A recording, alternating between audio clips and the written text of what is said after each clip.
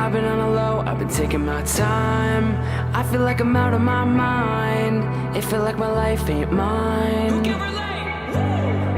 I've been on the low, I've been taking my time. I feel like I'm out of my mind. Hey It feel everyone, like my welcome life back ain't to mine. Project Mayday. We have a very special guest, actually my grandfather, Jerry Clemons, who is a retired Deputy Commissioner of CHP. But first and foremost, we want to say thank you to you guys, the subscribers, the likers, the followers. Thank you so much. It's only been a month, and we are 100 plus, subscribers on YouTube, and we've gotten great track in the Instagram and Facebook world. Thank you so much. That's right. We have over 1,000 views on YouTube, and we want to keep this conversation going. There is a need for mental wellness for our first responders. We also want to thank GEMS for partnering with us and endorsing Project Mayday as a platform to talk about these stories and different avenues to help our first responders. That hat, though. Where'd you get that hat? Oh, you can also check out our Project Mayday merch. You can follow the links below. All right, guys. Tune in. This is a great segment with Jerry. Hope you enjoy. Thank you. Thanks for tuning in to Project Mayday. This is Bree and G. And we have a special guest today. Is actually my grandfather. His name is Jerry Clemons, and he's a retired Deputy Commissioner of CHP. So welcome, Grandpa, to our podcast. Thank you. Happy to be here. So we kind of want to explore certain things with law enforcement, and you have 67 years experience associated online and offline, more of an accessory or supportive role now, currently still working within the parameters of law enforcement. And we want to kind of talk about how did we get to where we are. And I think you have a very unique perspective of law enforcement. And so first I want to start out with, how did you get into law enforcement? Can you start with some of your background? Well, I was in the U.S. Navy aboard the carrier USSS during the Korean conflict, and my brother-in-law was on the same carrier. His father was a California Highway Patrol officer named Ben Killingsworth, and he got a letter from his father indicating there was a highway patrol examination coming up that he could apply for, and when he got back from the carrier, he could take the test. So I decided I would do that too. I knew that I was not going to stay in the Navy, and thought this would be something of interest. So I applied for it and got a notice that I could take the test. And I arrived back in San Diego from Korea just 1 week before the test, and was able to take the test and passed it, and eventually become a California Highway Patrolman. So what year was that? It was 1952, 53. And so you go through the academy, and by the way, can we, what's your badge number, Grandpa? Mine is 1518. That's called my ID number. So you and Uncle Benny went through the academy. So now I also want to point out that Grandma is Uncle Benny's sister. So not only did Uncle Benny help you out with a career in CHP, but you also married his sister. So thank you, Uncle Benny. Yeah, I like to think I helped him out. Yeah, let's see what Grandma says when she hears this. Okay, so you started out with CHP. Can you tell us about your experience? What was the academy like? Well, it was 12 weeks in those days. It was not as difficult as it is today, but it was different in that everyone that went through the academy had to take motorcycle training, even though very few people ever rode motorcycles after they were on. But it was 12 weeks, and all the common things, the classroom training, the motorcycle riding, the shooting training, all of the different things that you had to know to be a California Highway Patrolman. It was in Sacramento here, and it was a good academy, a good experience, and we had, I think, 80 people, and Unusually, all of us graduated. Normally, some people drop out, but we all made it through. So, what attracted you to law enforcement? Was it just opportunity, or was it coming from military background? What was it? Well, it's primarily opportunity. My family background, I was born and raised in Tennessee. There was no one in law enforcement. I'd really never entertained the idea until I got married, and this opportunity came up to take the test. Yeah. Where at from Tennessee? In the middle part of the state called Sparta. It's very near another little larger town named Cookville. Cookville has Tennessee Tech, they call it. It now is the largest university in Tennessee, larger than the University of Tennessee. So it's right in the middle of the state where I was raised. Gotcha. Okay, so you get through the academy, you're a new officer. Was there anything that kind of stuck out to you? Was there certain stresses of the job that you weren't expecting as a very young law enforcement officer? Well, probably the main stress was that I was sent to Barstow out in the desert. It was a desolate place. Housing was poor. We were expecting our first child, and we had no money. In those days, we were paid very little, and so that was probably the biggest stress, more than the job. In those days, did you work the still long hours, 12-hour shifts? What was your schedule like? No, we worked 8-hour shifts, 5 days a week, and we worked all different shifts, days, afternoons, and graveyard shifts. It was only later that the 10 and 12-hour days came in. So you're working long hours. Did you get adequate sleep? Was your schedule very chaotic? My schedule was reasonably good, but again, because of our financial situation, I had to work off-duty jobs in addition to the highway patrol. I worked in a gas station. I worked helping build fences and load cross ties and different things in order to make a living in those days because the pay was very low. Wow. That's pretty incredible. Nowadays, we think, law enforcement, they make really good wages, especially here in California with CHP. I think it's a very great starting wage. So it's interesting to hear that history, that it was different times back then. How many jobs did you juggle? I beg your pardon? How many jobs did you juggle? Only one other one at a time, but I did 3 or 4 different ones as they would come up. One of the ones was, there's a railroad called the Trona Railroad. It's a narrow gauge railroad. And this other highway patrolman had got a contract to load those cross ties that had been discarded on a truck and sell them. And so my job was to help him lift those cross ties, load them on that truck. And we did it where the wind was blowing. The wind was almost always blowing out in the desert there, cold, windy, and everything. So that was one of the jobs. And believe me, what little money I made, I earned it. So with all this added stress, you had financial stress, you were expecting your first child, you're living in the desert. How did you deal with the stress of the job? Do you ever feel like it affected your home life? Well, I had a good home life, a wife that I could talk with and did. And yeah, I guess it affected you, and you just had to handle it as best you could in those days.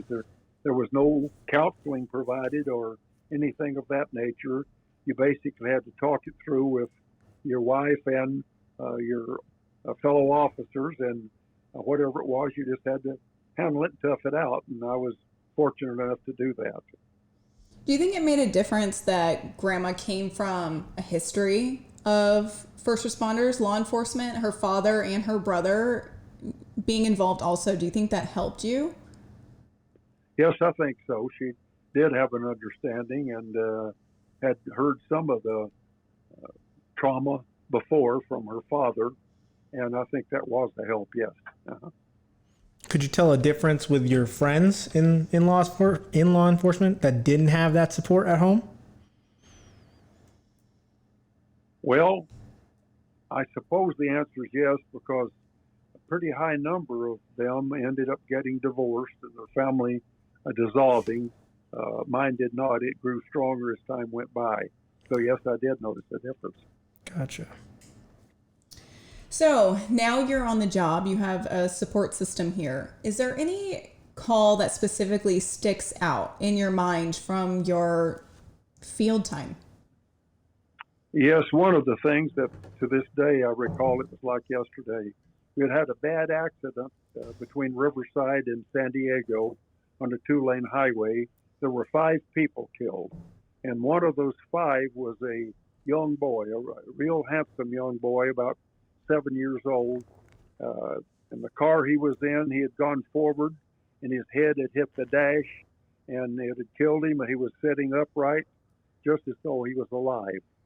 And when the people, including him, were taken to the hospital, and I went over to the hospital and learned that he was deceased, why, we had to try to make notifications, the coroner, about next of kin. And his grandmother was the driver of one of the cars that was killed. And in her wallet, she had a picture of this young boy and a San Bernardino Police Department officer. So we thought that was probably his father, but didn't know it. So the coroner tried to notify the officer, but he was out on the beat. They said they would call him back in. Well, when the call came back, the coroner had to tend to another matter, so I took the call. And this San Bernardino policeman identified himself, and he said, "Why are you calling? Is my son all right?" And I said, "Well, we've had this bad accident." And he said, "Is my son all right?" And I said, "I have to tell you, your son is deceased." And he let out a scream that I can almost hear today and hung up the phone. I was never able to talk to him again, but because I had children of my own, that was so traumatic that stuck with me to this day. And when was that? Early on in your career? No, I was a sergeant then. That probably been on perhaps 5 years then. Gotcha. So, Go ahead. So what did you do after that phone call? Well, I went about my business. I had to handle it. There was, again, nothing else to do. There was no counseling. I did talk with my wife when I got home. I didn't share it with our small sons. We had 2 sons at the time. But I have to repeat, in those days, you just had to handle whatever happened on your own and get through it as best you could. So many officers have substance abuse issues. Did you ever experience that in your kind of history? No, I was determined from the first time I learned about the ravages of drugs that I would not ever use an illegal drug, never smoke a marijuana cigarette, and I never have and I never will. So I did not have to go through that. I knew some other officers that did, and almost universally they came to a bad end because, again, there was no drug counseling or anything in those days. But no, I was fortunate I never did. During traumatic calls, do you think, was it common practice to maybe get a drink after a hard day, anything like that, going to the bar? Was alcohol ever an issue? Well, not with me. Again, it was with some people. Some drank too much. Some became alcoholics. Yeah, that's a common problem. Not only then, but now it is a common problem for alcohol abuse. But I was fortunate I never had to do that. So let's get back to how this might have affected your home life. So you had a very supportive wife, hi Grandma, who was she was experienced with a little bit of the shift work, the background, the stressors. You were able to have open communication, which I think is invaluable. So you have the support system, you have your own children now. How do you think it affected you as a father coming home after some of the horrendous things that law enforcement officers see? Or do you think it affected you as a father? Oh, I tried to confine my talking about troubling things with my wife, not my children. Uh, but again, I think in my case, being able to talk it through and having an understanding wife, I think may help me get through it and stay reasonably well adjusted. So I guess I was fortunate in that sense. What about your friends? Did you have a nice support system with your friends? Yes, we've always had great friends, both both the officer and the wife. We've had many couples that we've been friends with over the years, and not all, but most of them uh, seem to be able to handle things too, and not get into drugs or alcohol or deep depression. That's right. So, according to the National Center for Biotechnology, there was an article written, and this was in November of 2017. And it actually says police stressors and stress takes a toll on the health of a person. And actually, they're recognizing law enforcement as the most stressful job. And they said it's related to the schedule, shift work, long hours, and traumatic events that they may experience.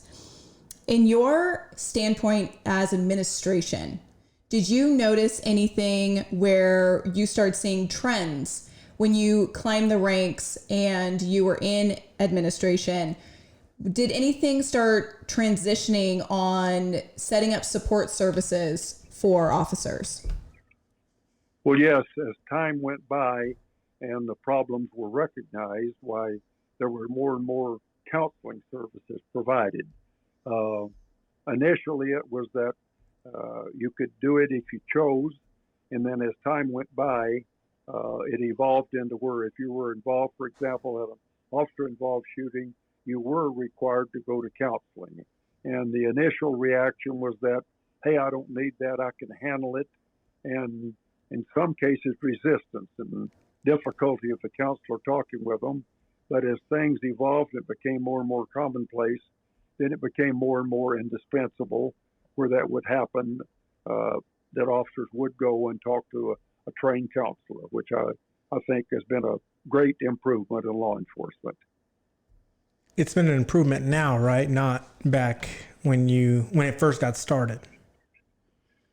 No, when I first started, there was no such thing, but as it's evolved, the improvement has been noticeable, and now it's an accepted thing. It will be done, which has removed the stigma from it. Mm-hmm. That's why we're having these conversations.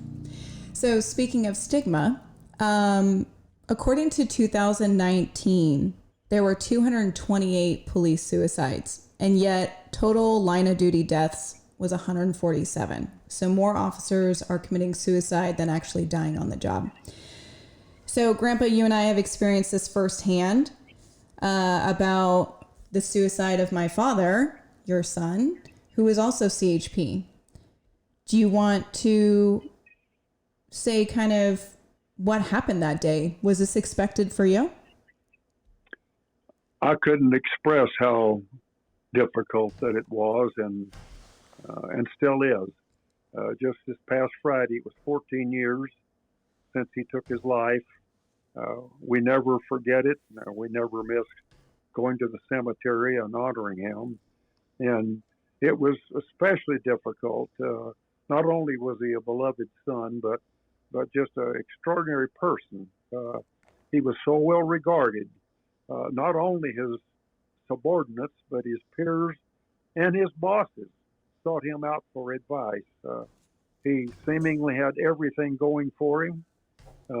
I knew there were some little nagging things about the job, but just 2 days before he took his life, he was over at our home, and we talked, as usual, some things about the job, and he left.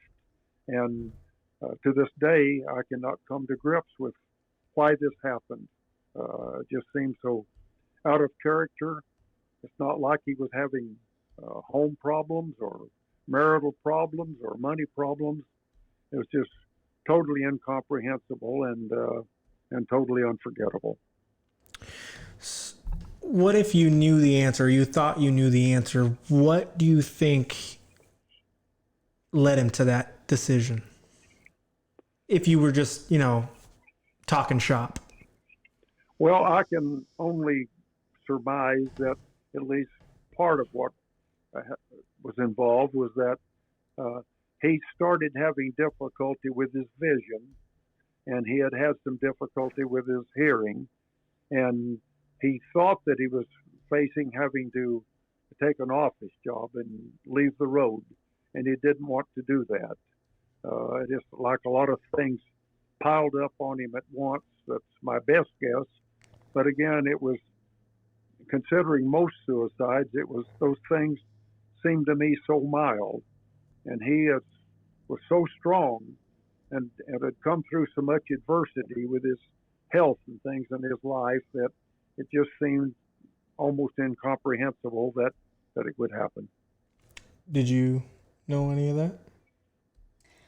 Yeah, he was 1 year away from retirement, so that probably played into it too. He didn't want to retire. He didn't want to be old. That's why he was a sergeant. Right, Gramps? He said he didn't want to promote to lieutenant and so forth because he wanted to stay on the job with the guys, which is once again kind of the macho, I can handle it all. So I think suicide can infiltrate, I think, even the strongest people, regardless of your title. And coming from generations of law enforcement, of course, this is highly unexpected. Yeah, absolutely. So now that we talked about the saddest thing that you've had to deal with, thank you, kind of triggered me personally too. Let's go back to what's one of the most proudest things that you accomplished in your career? Well, I've been fortunate to be in a position to have some successes, mainly through the efforts of others. But one of the things that persists to this day is that I was in charge of the legislatively mandated study to hire the first women on the California Highway Patrol. We had a woman that filed for the traffic officer examination and was turned down because it was all male. And she in turn filed a federal lawsuit, and our legislature then picked it up and mandated that we do a study of employing women on the front line in the Highway Patrol. And I was in headquarters and was happened to be at a dinner with a group of the brass of the Highway Patrol, people higher ranked than me. And the issue came up about women in law enforcement. And the commissioner at the time said, "There's no woman that can do this job." And if there is, he said, we would hire them. And as the debate went on and my opinion was asked, I said, well, Commissioner, there has to be some women. After all, there's many highly successful women in many walks of life, including the Olympics and everything else. And so it was left at that. That was Saturday night. Monday morning at work, my boss came in, assistant commissioner, and dropped a pile of paper on my desk. And I said, "What's that?" And he said, "That's the woman problem. Handle it." So then we formed a study. We put together a very high level, very influential advisory committee called the Woman Traffic Officer Project Advisory Committee. We then tested and hired 40 women and 40 men who went through the academy together. And from that, we started refining our hiring and supervisory procedures and everything else. Studied the women and men during the academy. Same thing when they went to out to the field. We kept records on it and everything. And at the end, we concluded that, yes, there were a lot of women that could do the job. Not all, but then not all men could either. Mm-hmm. And during the study, interestingly, why this woman had sued us in federal court.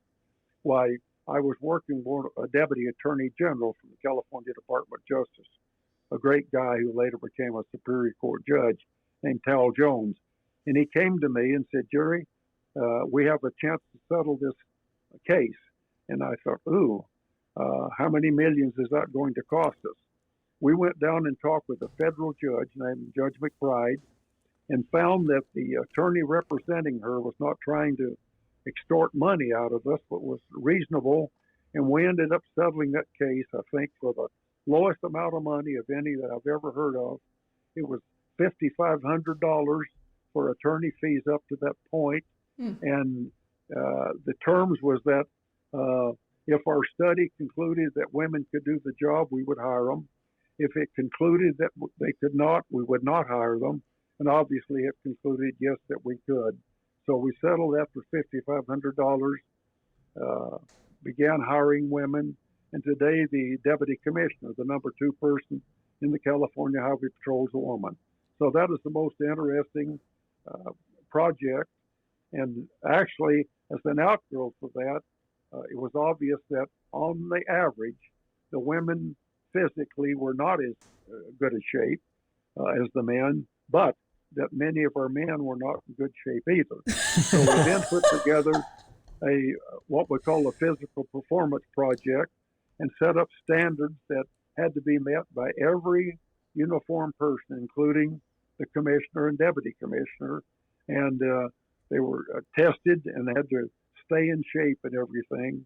And that went along for several years. So that was an outgrowth of the Woman Traffic Officer Project. Yeah, I think that's incredible. That is incredible. Yeah. Especially your granddaughter sitting here. I'm so proud. When was that, Jerry? What year? 1974. Wow. I think that's amazing that you were at the forefront of that because of, all the feminist issues that have arose since then and still prevalent now, that you were at the forefront of advocating for women to be involved in a male-dominant field. Well, it was certainly interesting, I'll say that. Do you think, in your opinion, or when you started noticing and you were doing your research on if women, of course, have it in us, to be law enforcement or as a first responder, did you notice there was any kind of change in morale? Well, yes, there was initially a lot of resistance, including the brass at the Highway Patrol that did not think that any women could do the job. And I suppose that we had some bias there. And yes, there was a number of people in the field that said women can't do it. Even when we had the women in the field performing and being rated as doing the job, we still had some people said, no, they can't. The ratings are not right. Because you have to remember, it was a sea change, and that with all the time the Highway Patrol was created in 1929, until then, there had never been women doing the road patrol function. So it was a culture that was in place, not all of it malicious or anything, or just this belief that, no, it couldn't be done. But over a period of time, you don't even hear that discussed now. No. It's accepted that, that there's some women, like some men, can do the job well. No. Did you ever have a woman partner? Or was there ever a time where you were put with a woman? No, I was assistant chief. Gotcha. The level above captain when this happened. So, no, I'd never had the opportunity to work with them. Mm-hmm. No. Gotcha. Well, I think change is inevitable, and I think it's great, just like we are starting to have these conversations about mental unwellness within our own community and how we can change that.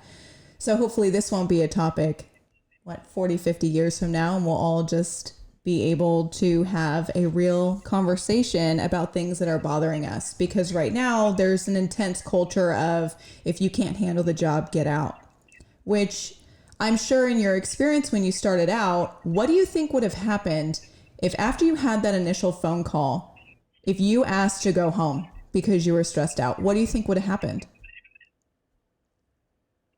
If I'd asked her to go home from what?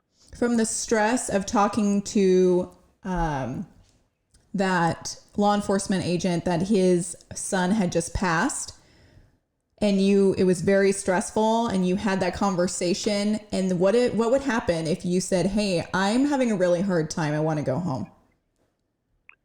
Well, I'm sure they would have let me go home, but then I would have been expected to come back to work the next shift. Yeah. That was just the mentality in those days, that you're supposed to handle it. And handle it meant do it on your own. Yes. Yeah, be tough, be strong. Yeah. I really want to ask this question, Jerry. If you were able to talk with your son now, what would you say to him that you didn't get a chance to say before he passed? I was supposed to tell him even more than I had, that I loved and respected him, and that he could do whatever he chose to do. He was immensely talented. He could have done anything or gone to any level in the Highway Patrol. Far more talented than I ever was.